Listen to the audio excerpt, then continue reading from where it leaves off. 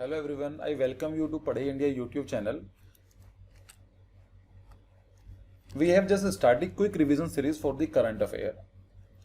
As we know, the current affair plays a very important role for the all competitive examination. जितना भी होता है, for example UPSC, PCS, SSC या other railway examination के लिए current affair काफ़ी important role play करता है. इसलिए पढ़े इंडिया ने एक नई इस सीरीज के अंदर we will see the current affair for the last 1 year. That is June. We will start from the June, then July, and so on. So this is the basic information about me. This is me myself. My name is Anurag Singh. I have completed my graduation as an architect from Chandigarh College of Architecture. I am practicing here as an architecture in Delhi, and I also giving the online YouTube channel to other online platforms. Revision series is going to be in 2 languages, that is Hindi and English. दोनों में ही हम लोग पढ़ेंगे. So this is the revision series. इसके अंदर everything will be consolidated. We will discuss about the mostly prelims or factual information, so that you will end up with getting all the MCQs correctly. सभी examination के लिए होगी, UPSC के लिए, PCS के लिए, एसएससी के लिए, रेलवे एग्जामिनेशन के लिए. हाँ, वो चीज़ डिपेंड करती है कि अगर आप यूपीएससी प्रिपरेशन कर रहे हैं तो आपको 1 से लेकर 1.5 साल का करंट अफेयर चाहिए होगा. ऐसे पीसीएस के लिए भी 1 साल का, और बाकी एसएससी और रेलवेज के लिए it is need 3 to 6 month current affair. You will get all the PDF after completing the monthly magazines. And the next thing is we will start from the June, July, August, September, so on. So 1 महीना current affair we will discuss in I think 2 to 4 parts.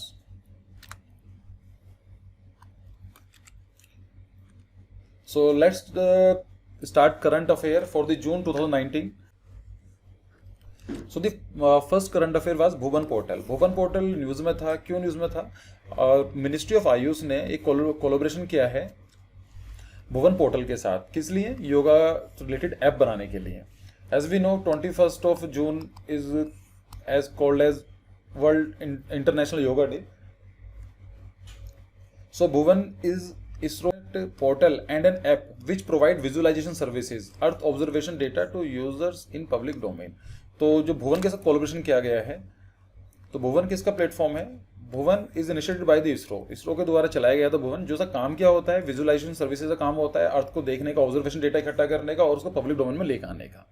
Beside this the portal will also service several users for the remote sensing में काम किया जाता है Bhuvan portal का application. The government agencies use this platform to share and host the data as per the requirement, enabling specific application for their choice. Use किया जा सकता है, फॉर एग्जांपल फॉरेस्ट्री में यूज किया जा सकता है, टूरिज्म में यूज किया जा सकता है, म्यूनिसिपल जीआईएस में यूज किया जा सकता है, जियो टैगिंग में यूज किया जा सकता है.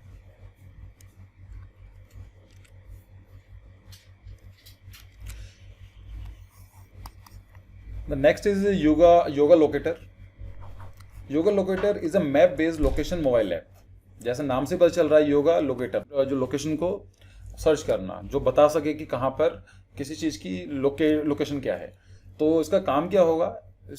It's aim is to be encourage and help more and more people to adopt yoga, because 21st June is called as a international yoga day. उसके लिए तो एनकरेज करना और लोगों को हेल्प करना, सो दैट कि ज़्यादा से ज़्यादा लोग योगा को अडॉप्ट कर सकें. फीचर्स क्या है इसके?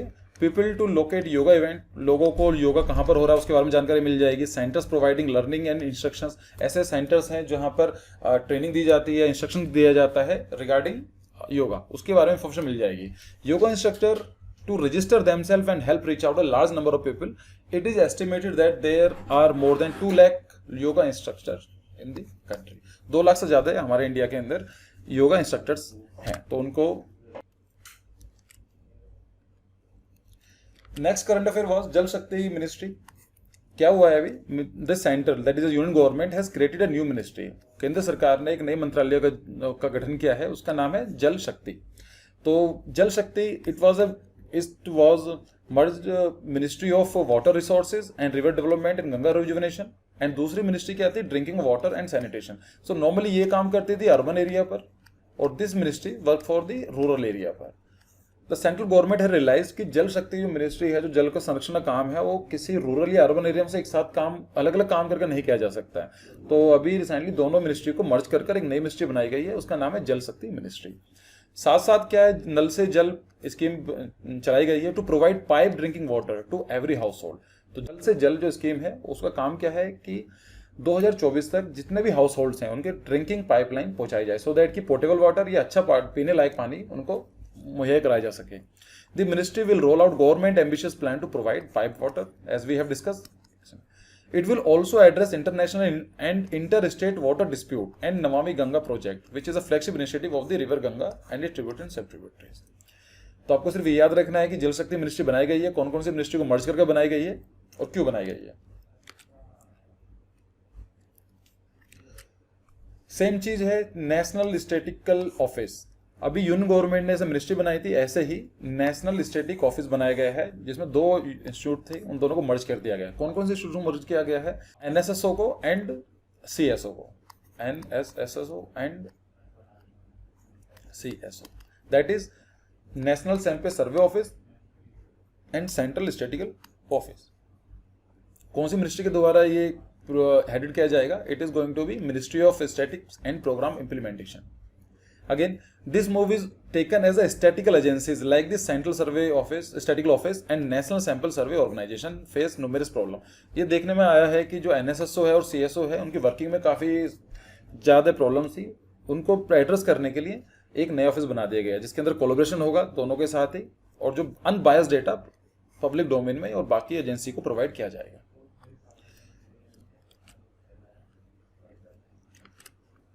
Opto electronics. So opto electronic का मतलब होता है study and application of electronic device and system that source, detect and control light. As we know that opto का मतलब होता है it is related to light, and electronic का मतलब एक इंस्ट्रूमेंट। तो उसका काम क्या होगा? What is the meaning of opto electronics? It is study and application of electronic devices and system that source and detect and control light, usually considered as the field of photonics. Photonics एक branch है science की, उसी का एक सब branch बोला जाता है। इसके अंदर क्या किया जाता है? ऐसे इंस्ट्रूमेंट, ऐसे एप्लीकेशन की स्टडी की जाती है जिसके द्वारा लाइट का सोर्स देखा जाता है, उसको डिटेक्ट किया जाता है और उसको लाइट को कंट्रोल किया जाता है। So this term is important. In this context, light often includes invisible form radiation such as gamma rays को स्टडी करने के लिए एक्स-रेज होती हैं, ultraviolet and infrared and addition to visual lights.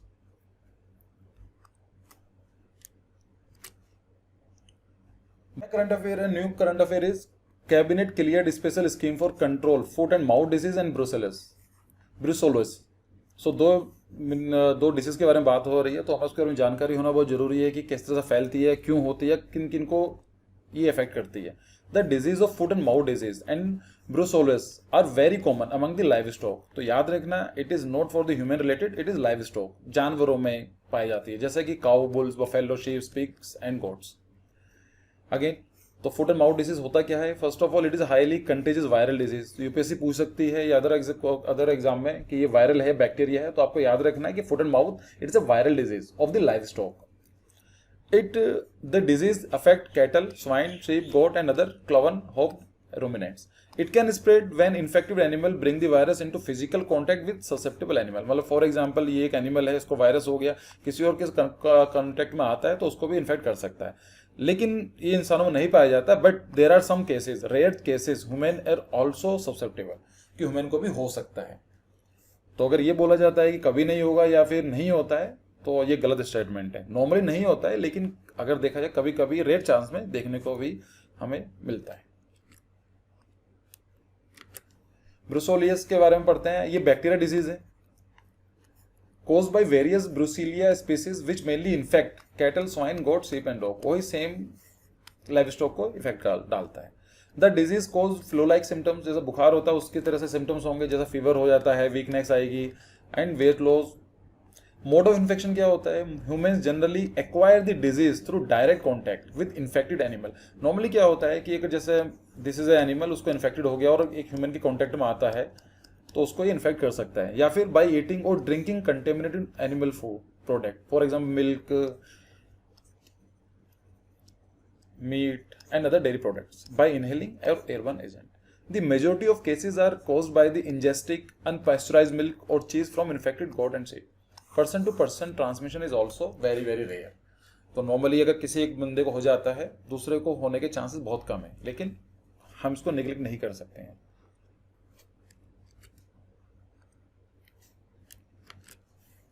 Next current affair, global entrepreneur summit हुई है। कहां पर हुई है? नोवा एडिशन हुआ है इसका, इस बार the Hague, Netherlands, Netherland capital है, वहां पर हुआ है। कौन कराता है इसको? ग्लोबल एंटरप्रेन्योर समिट जो हुई है, इसकी थीम क्या थी? The future now. It is being hosted by the government of United state of America. अब नीदरलैंड में हुआ है तो उसका किंगडम ऑफ नीदरलैंड की गवर्नमेंट होगी, और साथ में पहली बार यूरोपियन यूनियन में हुआ है। तो नीदरलैंड के अंदर ये पूछा जा सकता है कि this is the first time in European Union. Yes, it is true. Netherland में कौन सा एडिशन हुआ है? नोवा एडिशन हुआ है। और कौन कराता है? नॉर्मली गवर्नमेंट ऑफ यूएसए कराती है, United state of America. Important इसलिए है क्योंकि इस बार नीदरलैंड में हुआ है, लेकिन इससे जो पहले वाला समिट था, दैट इज 8th एडिशन, वो इंडिया में हुआ था। काम क्या होता है इसका? It aim at supporting next generation entrepreneur and international companies and institutions which offer innovative solution to global challenges. ये उन लोगों को हेल्प करता है, नेक्स्ट जनरेशन एंटरप्रेन्योर को बनाने में हेल्प करता है, कंपनीज के लिए, इंस्टीट्यूशंस के लिए, और नए नए इनोवेशन जो भी दुनिया के अंदर चैलेंज बनकर आ रहे हैं। फॉर एग्जांपल, सिंपल एग्जांपल है global warming, climate change, terrorism, उसके बारे में ये इनोवेशन के लिए प्रेरित करता है।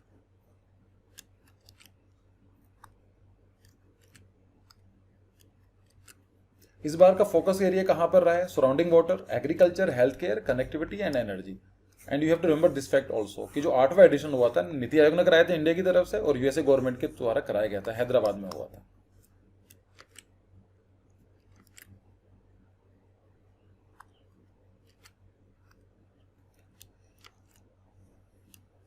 उड़ चलो पोर्टल चलाया गया है। उड़ चलो पोर्टल एक initial launched at army rehabilitation centre. होता क्या है? Udd Chalo is a travel portal that caters for the personnel travel to the military and paramilitary forces. Udd Chalo portal normally military personnel और पैरामिलिट्री फोर्सेस के लिए बनाया गया है। Personnel by aggregating defence fares and getting exclusive discount, उनके लिए थोड़ा सस्ता करने के लिए, उनको इजीली सर्विस प्रोवाइड करने के लिए बनाया गया है। द आर्मी पैराप्लेगिक रिहेबिलिटेशन सेंटर के द्वारा ये चलाया गया है। तो यहां पर ये फैक्ट भी इंपॉर्टेंट हो जाता है किसके द्वारा ये चलाया जा रहा है। With aim to empower the disable military veteran. हमने कई बार देखा है, अनफॉर्चुनेटली जो हमारे मिलिट्री पैरामिलिट्री के जो जवान होते हैं, उनको due to some activities disable कर दिए जाते हैं या हो जाते हैं, उनके लिए ये चलाया गया है। पैराप्लेगिक रिहेबिलिटेशन सेंटर के बारे में थोड़ा पढ़ लेते हैं। It is a nodal agency है which provide specialised rehabilitation services for a range of the spinal cord injuries to the arm force of India. और नॉर्मली जो भी Indian airway, army, navy, air force के द्वारा जो भी डिसेबल के हो जाते हैं हमारे जवान होते हैं, उनके लिए रिहेबिलिटेशन सेंटर का एक अपेक्स बॉडी है। There are the arm personnels who are medically boarded out that it retire from service due to spinal cord injury while serving the nation. देश की सेवा करते करते जिनके लिए स्पाइनल कॉर्ड की इंजरी हो जाती है, उनके लिए हेल्प करने के लिए बनाया गया है। तो here this is a portal. I click a photograph so that कि आपको थोड़ा देखने में आइडिया हो जाए क्या किस तरह का है और याद रहे।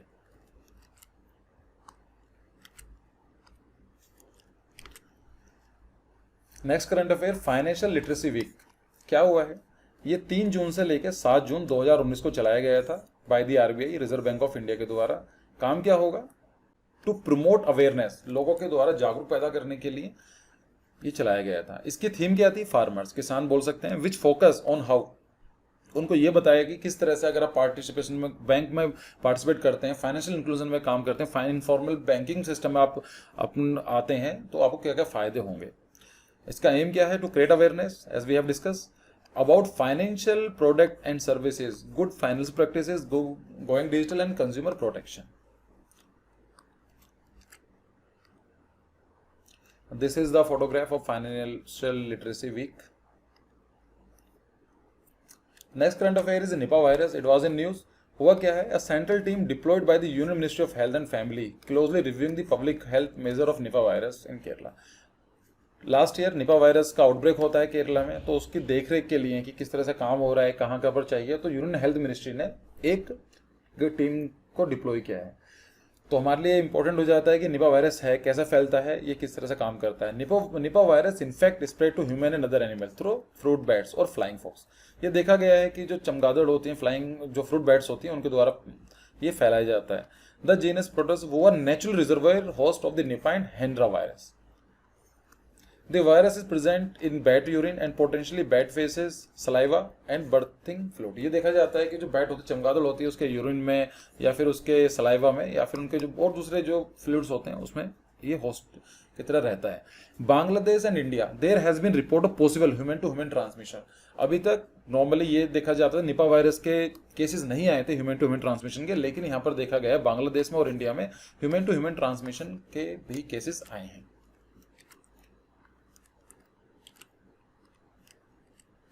Typically, the human infection present as an encephalitis syndrome, marked by fever, headache, drowsiness, disorientation, mental confusion, coma and potential death। यह देखा गया है कि इसकी वजह से फीवर हो सकता है, सर दर्द हो सकता है, थकान हो सकती है, डिसोरिएंटेशन, मेंटल कंफ्यूजन हो सकती है और कोमा में जा सकता है बंदा और नॉर्मली डेथ भी हो सकती है।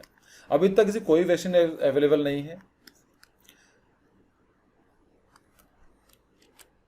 बाकी जानकारी के लिए आप यहाँ पर इसको वीडियो को पोस्ट कर पढ़ सकते हैं कि निपा वायरस कैसे काम करता है, किस तरह से फैलता है ये।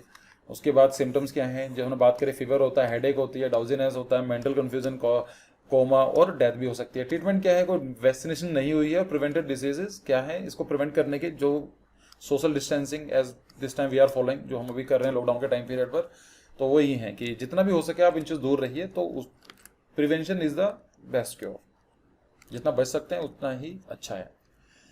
फिर एक नया next current affair is Nilgiri tribal tensed over destruction of rock art. Nilgiri में एक ट्राइब्स हैं, जो वहाँ के नीलगिरी एक रीजन है साउदर्न इंडिया के अंदर। वहाँ के जो ट्राइबल लोग हैं वे लोग प्रोटेस्ट कर रहे हैं, क्योंकि जो उनकी रॉक आर्ट है, पत्थर के पे जो आर्ट होती है उसको रॉक आर्ट बोलते हैं, उसका डिस्ट्रक्शन किया जा रहा है।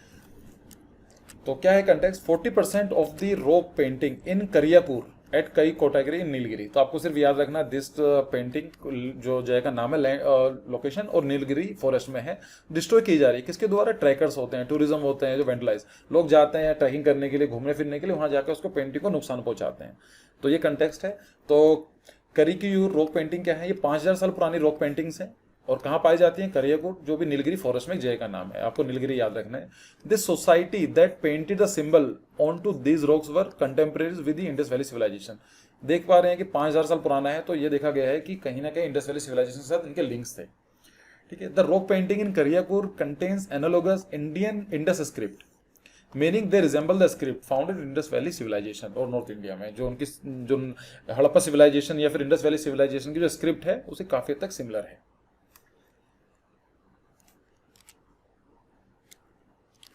तो कौन सी ट्राइब है, it was a Irula tribe जो प्रोटेस्ट कर रही है डिस्ट्रक्शन के against, having an ancestor link to the site. The rock painting serve both as a historical record, जो पेंटिंग होती है आपको बताती है कि उस टाइम, उस जमाने के बारे में, उस टाइम के बारे में बात करती है। इसको हिस्टोरिकल रिकॉर्ड, डिटेल रिकॉर्ड रहती हैं, डिटेलिंग द हंटिंग हैबिट। जैसे आप देख पा रहे हैं यहाँ पर है बनाई गई है पेंटिंग, तो हंटिंग हैबिट को बताती है किस तरह से लोग खाना पीना करते थे, उनकी लाइफ किस तरह से होती थी या उनके रिचुअल्स क्या होते थे।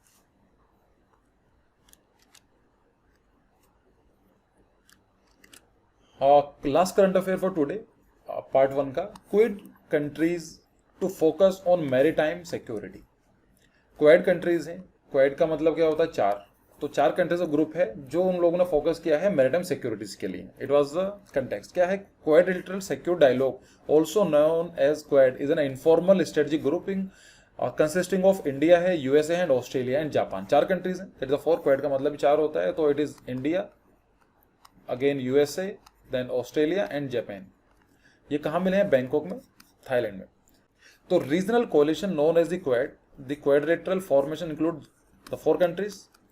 All the 4 Nations find A common ground of being. अगर 4 अलग अलग कंट्रीज एक जगह आते हैं, इसका मतलब क्या है, उसके इंटरेस्ट कॉमन है। तो उनका क्या है, डेमोक्रेटिक नेशंस हैं and common interest of unhindering maritime trade and security. उनका टारगेट ये है कि जो मैरीटाइम ट्रेड होता है या सिक्योरिटी के अंदर कोई भी बांधा ना है। अनहिंड्रेंस का मतलब होता है बांधा हो जाना। The idea was first mooted by Japanese prime minister Shinzo Abe in 2007। 2007 में इसका पहली बार बात की गई थी, लेकिन ये नॉर्मली आगे नहीं पहुंचा, और जो रिसेंटली 2016-17 में ज़्यादा एकदम से एक्टिव हुआ। तो 2019 की जो समिट हुई है वो बैंकॉक में हुई है, आपको ये चीज़ याद रखनी है। और यहाँ पर एक मैप है, आप देख पा रहे हैं, इंडिया है, ऑस्ट्रेलिया है, जापान है और यूएस है। तो देयर द 4 कंट्रीज। लोकेशन भी बहुत ज़्यादा जरूरी होती है। 2-3 क्वेश्चन आपके प्रीलिम्स के अंदर मैपिंग बेस्ड क्वेश्चन आ जाते हैं, तो you must know about the countries. तो 1, 2, 3 एंड 4।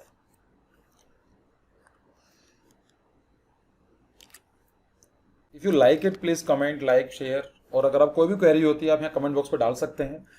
थैंक्स। अगला सेशन हम लोग जून का करंट अफेयर पार्ट 2 आएगा, जिसके अंदर फिर हम लोग आगे के करंट अफेयर डिस्कस करेंगे। Thanks for joining.